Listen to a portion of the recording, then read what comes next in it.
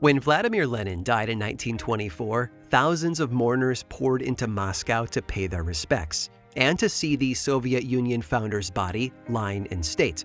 It was January, and although the fallen leader was originally to be displayed only briefly, the frigid temperatures kept him preserved for a good 2 months. And in all that time, the flow of visitors never slowed. Which gave Lenin's more rabid followers an idea. What if, they wondered, we could preserve Lenin forever? Now, the Soviets were not interested in mummifying Lenin. No, they wanted him to remain exactly as he was, lifelike even. Hundreds of scientists worked day and night on this common goal. First, they injected the corpse with embalming fluids, which sounds fairly normal. But then they also stuffed him into a rubber suit filled with more fluid to keep him perpetually moist and elastic. And that's not all. Every other year, the body would spend a month and a half in various cocktails of glycerol, formaldehyde, potassium acetate, and other ingredients, essentially turning the man into a human pickle. They resculpted parts of his face, they replaced his eyelashes one by one, and continuously altered the coloring and texture of his skin due to the fact that too much contact with that chemical formula tended to turn the body the color of, and I quote, canned tuna, a description that I will never get out of my head. All in all, whatever they did worked, because today, 1 full century later, Vladimir Lenin's meticulously preserved body is still on full display and open to the public. Throughout history, humans, it seems, have shared a peculiar impulse. We refuse to let go of the dead. And as it turns out, we've come up with some pretty creative ways to call them back. I'm Aaron Mahnke, and this is Lore.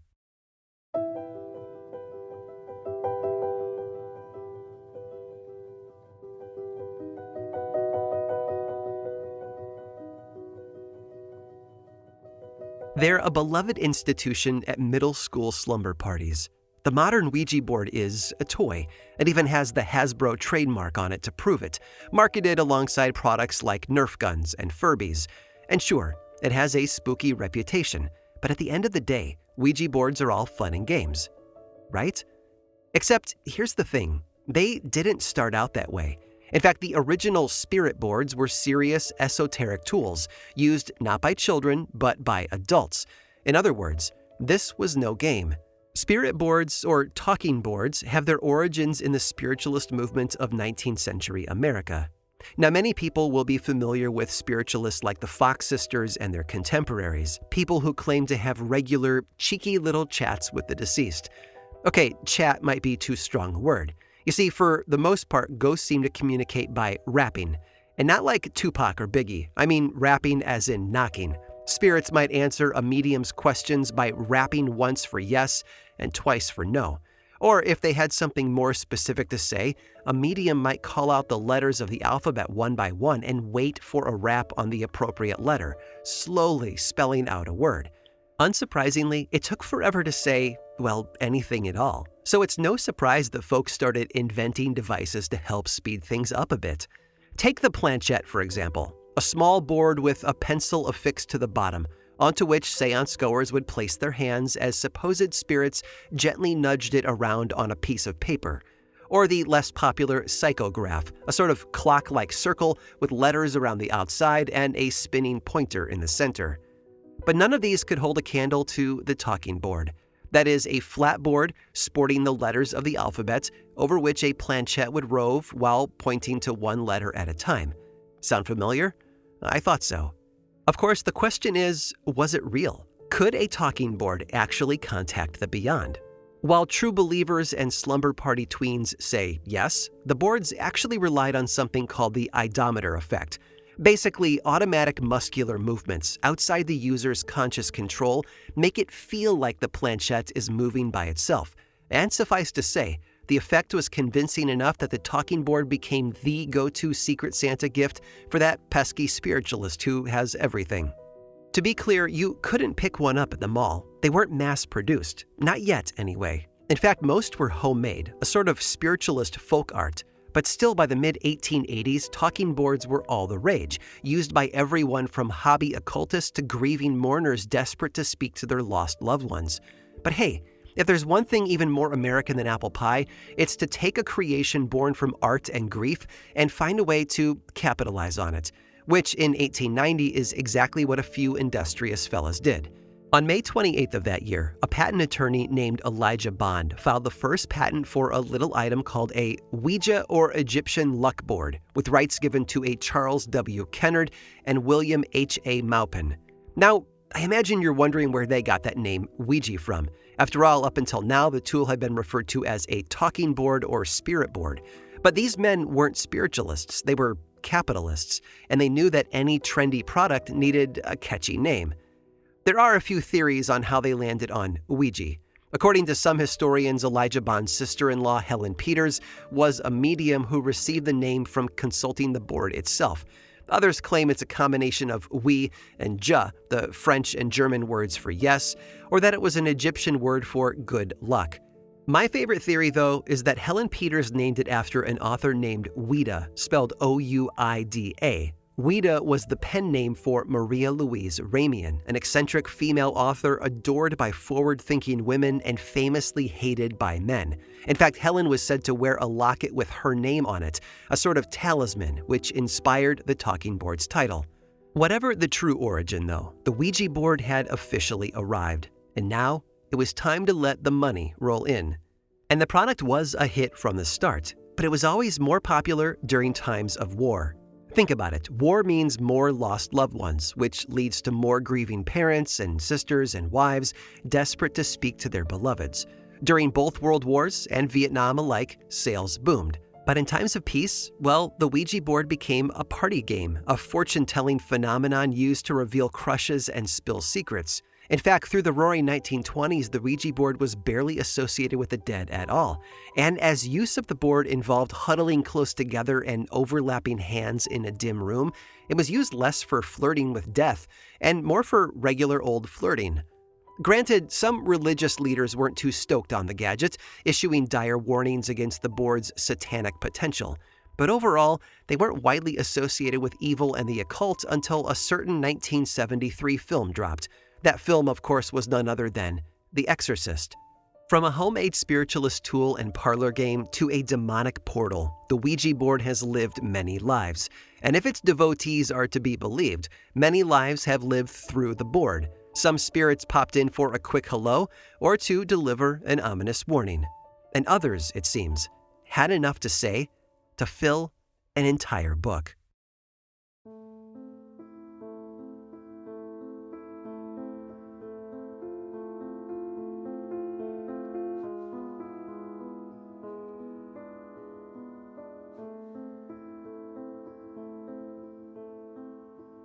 Pearl had no business talking to the dead. Sure, she had briefly played piano in her uncle's spiritualist church, but she had always hated it. Plus, all that was back when she was a teenager. Now, Pearl was pushing 30, living in St. Louis with her husband John. She was a housewife, not a medium. But all of that changed in 1912, because that was the year when Pearl first used a Ouija board. As the story goes, she, her friend Emily Grant Hutchings, and Pearl's mother all decided to give the latest trend a try and hold a seance. The trio set a talking board on the table, sat in a circle, and logged on to the 1912 equivalent of a ghost chat room. And there, they started talking with none other than Pearl's dead grandfather. He told the women that Pearl's father would soon die, which, wasn't that far-fetched since he was already quite sick. But even so, when the man's death did indeed come to pass, Pearl and her mother were spooked enough to take a break from the board. Except they couldn't seem to stay away. Soon enough, they were back, and on July 8th of 1913, a new voice came through Curran's board, or rather, a very, very old one. "Many moons ago I lived," the spirit spelled out letter by letter. "Again I come. Patience Worth, my name." Patience Worth went on to reveal her life story. She had been a 17th century Puritan girl, born in the south of England in the year of 1649. Later, she immigrated to New England, only to be killed by Native Americans in 1694. The next time Pearl returned to the board, Patience was there again. And the next. Pearl began spending more and more time hunched over the Ouija board, talking with her new friend, often for hours at a time, up to 4 days a week. Before long, Patience Worth had begun to dictate poems, stories, and plays to Pearl through the Ouija board, yes, but also projected right into Pearl's mind in the form of elaborate visions, which Pearl would then transcribe word for word. And okay, sure, Patience Worth's use of language wasn't exactly accurate to the period she claimed to hail from. Apparently, it was a lot closer to how characters in historical romance novels talked, with a little King James Bible thrown in. In other words, she sounded a whole lot like what a 1912 housewife with minimal education would think a Puritan girl sounded like. But that didn't keep this literal ghostwriter from becoming a literary sensation. Because you see, in 1915, Pearl and Patience started publishing. For whatever reason, an editor at the St. Louis Globe-Democrat became enamored with Patience and published a series of flattering articles about her, along with several of her dictated short stories. This editor's name, by the way, happened to be Casper. You seriously can't make this stuff up. Anyway, the starting gun had been fired, and Patience Worth, the author, was unleashed. In 1916, her first book dropped, a collection of poems and stories called Patience Worth, A Psychic Mystery. And she was an immediate sensation. The Ghost had her own magazine full of her poems and witticisms. Her poetry was put into anthologies alongside famed writers like Amy Lowell and Edna St. Vincent Millay. In 1917, Patience Worth's debut novel was published, a whopping 640-page doorstopper called A Sorry Tale. It takes place in the time of Christ and features biblical characters. To be honest, it reads a bit like Bible fan fiction, but people ate it up. After all, how can you not love a book written by a Puritan ghost? In 1918, Patience's second novel, Hope Trueblood, hit the stands, and while not as popular as her first, it still garnered solid reviews. And 3 years later, yet another novel arrived called The Pot Upon the Wheel. All in all, in the course of her literary career, Pearl transcribed a staggering 4 million words of Patience Worth's dictations, words that, had they been penned by a mere housewife, would likely have been dismissed by the publishing world. But coming from Patience, a ghost, rather than Pearl, well, that was a different story. But their relationship wasn't strictly professional either. Pearl Curran was able to use Patience Worth as a sort of proxy in her own personal life. Patience the ghost often scolded Pearl's overbearing mother on Pearl's behalf. And it went further. In the midst of one Ouija session, Patience Worth made a startling proclamation. She wanted the Currans to adopt a child. And that child? According to Patience, they should name it Patience Worth. The Currans took this advice and adopted a baby who they referred to as Patience Wee. They viewed Patience Worth as Patience Wee's spiritual mother, and she often gave advice for the child's care. She also instructed the Currans to dress Patience Wee in Puritan-style clothing with a cross around her neck, which they did. And if all of that sounds a little creepy, well, yes, it is. Once, Patience, speaking through the board, of course, even referred to the baby as, and I quote, "the wee fleshy that be mine, mine, mine." Yeah, no thank you. But creepy or not, Patience Worth had a foothold, and as long as she had Pearl to speak through, she was there to stay.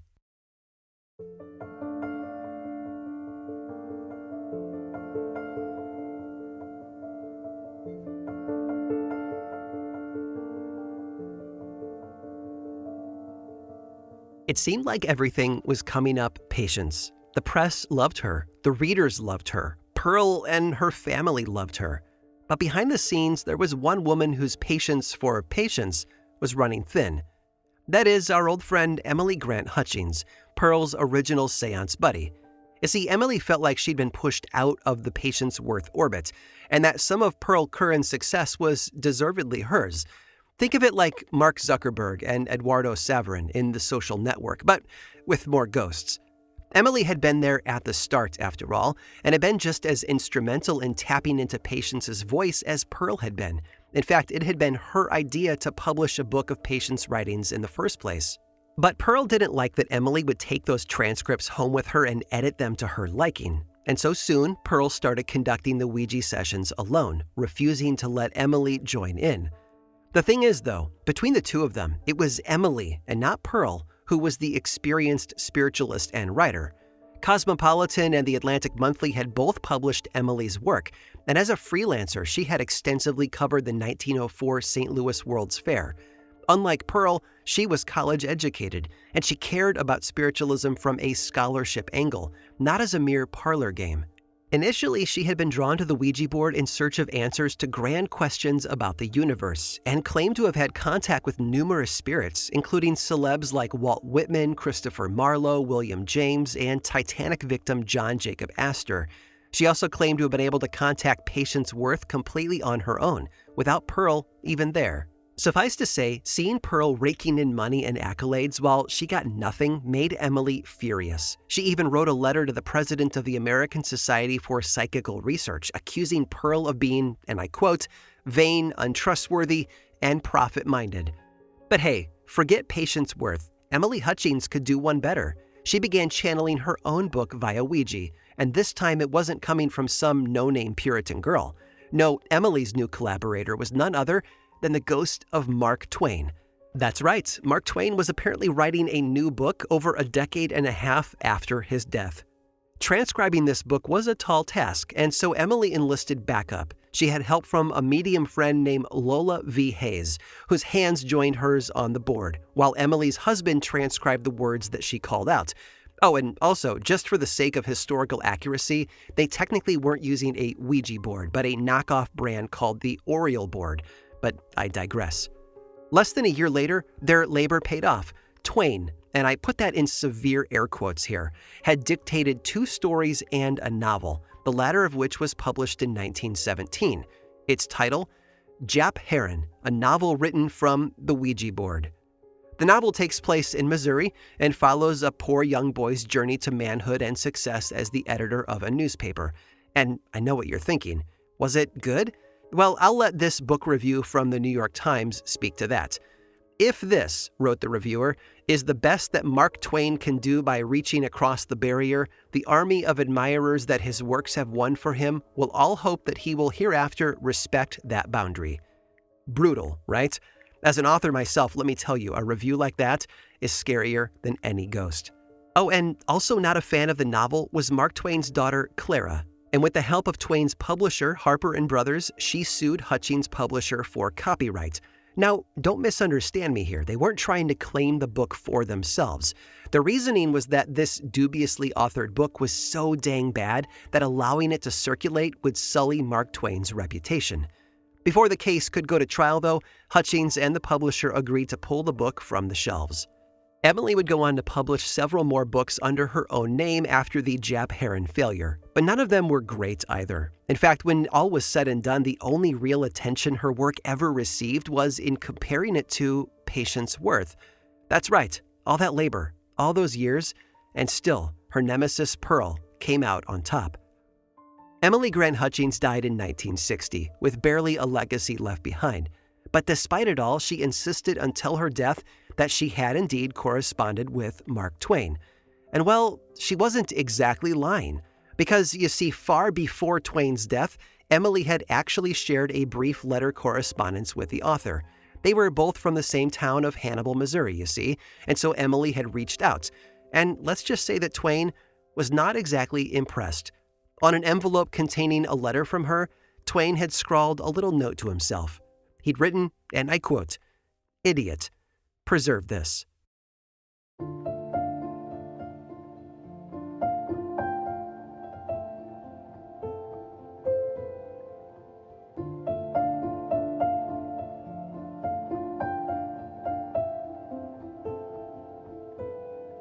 The story of Patience Worth has everything that we love: ghosts, bitter rivalries, seances, and famous authors, friends becoming enemies. You would think that Emily and Pearl's tale must be a rare one, right? Well, not exactly. It turns out Patience Worth and Mark Twain were only 2 of many wraith-like writers seeking publication from beyond the grave.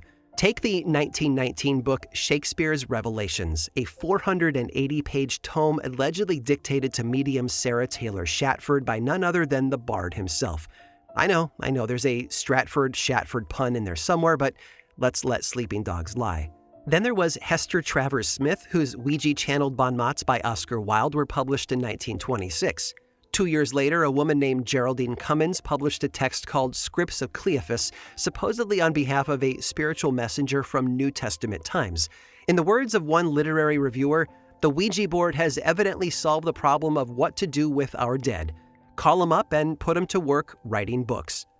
On the surface, it seems, well, a little kooky. But if you think about it in its historical context, the phenomenon actually makes a lot of sense. This was a time when women couldn't vote. They couldn't make many of their own financial decisions, often couldn't have careers. The literary industry itself was run by and dominated by male gatekeepers. Just imagine how those gatekeepers would have responded to Pearl Curran without patience as a shield. Just a silly housewife with dreams of being a writer. But with patience, now she was an oracle whose writings tapped into the great beyond. In other words, the Ouija board provided disempowered people, primarily women, with power and control over their lives. With nothing but a piece of wood and a planchette, they could break out of society's chains. But there's one final illuminating detail about Pearl Curran that I want to share. In 1919, Pearl published a story in the Saturday Evening Post, but this wasn't one of Patience's. No, this was a rare story that Pearl claimed as her own. It was titled Rosa Alvaro Entrante. The story follows a Chicago shopgirl named Mamie Ladd, who is existentially bored with her job and her life. Until that is, she becomes overtaken by a spirit. This spirit, Rosa Alvaro, is the ghost of a Spanish dancer who was murdered in Madrid. And she is everything that Mamie isn't. Rosa is vibrant and confident, passionate and colorful. As Rosa, Mamie goes dancing and even takes a lover. Her boredom falls away, and she truly begins to live life. At the end of the story, though, Mamie makes a shocking admission. It turns out there had been no spirit. She had made the whole thing up. But there was something else in her, the character insisted. It was my fight for life. Every rusty hope in me broke loose. This, it seems, was the closest thing to a hoax confession that Pearl Curran would ever give us. Patience Worth's final published novel, Telka, an Idol of Medieval England, appeared in 1928. Pearl passed away 9 years later, and as far as I know, neither she nor Patience has been heard from ever since.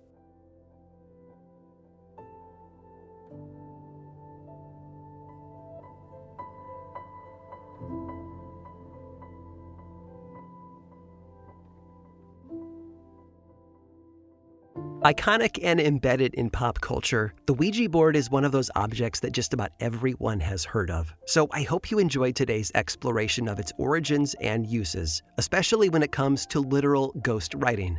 But the Ouija board isn't the only way that deceased authors have allegedly continued their work. Sometimes it's regular old reincarnation. I have one last story for you, in which a beloved poet comes back for round 2. Stick around through this brief sponsor break to hear all about it.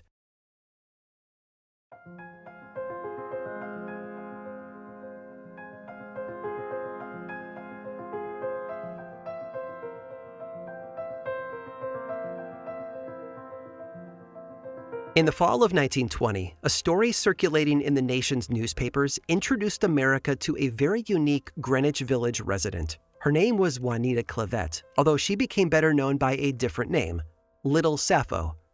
Juanita was born in 1907, and at the age of 5 allegedly asked her mother who Sappho was. Little Juanita supposedly said, "I know her name, but not who she was. Why did you and father name me Juanita? I should have been called Sappho, for that is who I really am." Naturally confused, her parents asked her if she had ever heard of Sappho or learned about her, and the child said no. And so her parents answered her question. Sappho, they said, had been a woman from ancient Greece, a poet from a long, long time ago. According to the newspapers, she also told her mother that she remembered the name Phaon and said, "I know that I loved him, and I think that I killed myself because he did not love me." Now, okay, I know what you're thinking. Wasn't Sappho very famously a lesbian?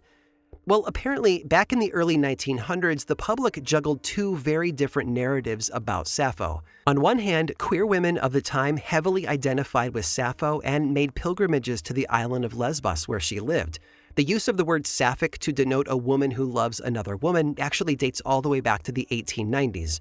But on the other hand, a narrative popularized by the Roman poet Ovid had Sappho madly in love with a man named Phaon. In this version, Sappho takes her own life by throwing herself off a cliff after Phaon rejects her, and evidently this was the version that little Juanita went with. At the age of 12, Juanita announced, "By the time I am 24, I will be united to Phaon. But not here. It will be in another world, where he will give me all the love he denied me centuries ago. And after that, I will never come back to this earth." And if all that uncanny knowledge of Greek history weren't enough, Juanita was also a poet. At the tender age of just 6 years old, she started writing poems that she said were inspired by her past life as Sappho. One of those early poems ended with the haunting lines, "The sea is deep and fearful. In its depths I see the drowned clay body that once belonged to me." An honorary tortured poet, for sure. It wasn't long before Juanita became a Greenwich Village celebrity. The kid even had business cards emblazoned with the words, "Juanita, the inspired child of light, Sappho of Greenwich Village." Her poems even received some acclaim, with one article declaring that they were, and I quote, "as admirable as any the original Sappho ever wrote." Eventually, though, Juanita left childhood behind and entered her teen years, and like any teenager, she was eager to start dating. While her peers were looking for boys with cute hair or a fancy car, Juanita had something else in mind. She was looking for the reincarnation of Phaon. And in 1925, it was that very search that landed Juanita back in the newspapers. According to the articles, after several failed romances with a well-known New York lawyer, a famous portrait painter, a rich banker, and a dashing naval officer, she believed that she had finally found her Phaon in an artist named Émile Groupé. And Émile must have agreed, because on the very same night that they met, they went to Juanita's mother and announced their plan to get married. In a quote for the ages, her appalled mother allegedly responded, "You are too young to marry anybody, even the reincarnated Phaon." Juanita's retort was, "Absurd. What is age to me, who am eternal?" Unfortunately for her, though, while Sappho may be ancient, Juanita was still under 18 and couldn't get married in the state of New York without her parents' permission. Permission that they very understandably did not give. So, what exactly was going on here? Was this a genuine case of reincarnation, a dissociative personality disorder, a classic all-American hoax? Well, a clue might lie in the source of all these stories. Because here's the thing about little Sappho. It seems like everything that we know about her comes from the same place, or rather the same person. That is, Juanita's father, Merton Clivet, who both provided stories to the paper and circulated his daughter's reputation around town. And Merton, well, he wasn't exactly the stoic, strict parent the papers reportedly imply. No, Merton Clivet was actually a magician, hypnotist, and vaudeville performer. Oh, and he also owned a junk shop where he assigned outrageously fake histories to the objects on display. In other words, Juanita's father was a known charlatan. But hey, who knows? Sure, it's likely that Juanita was simply a money-making scheme for her old man. But then again, there certainly have been cases of children knowing things from a past life that they couldn't possibly have witnessed. She could have been the genuine article. Whatever the case, the truth is out of our reach. Unless, of course, you own a Ouija board.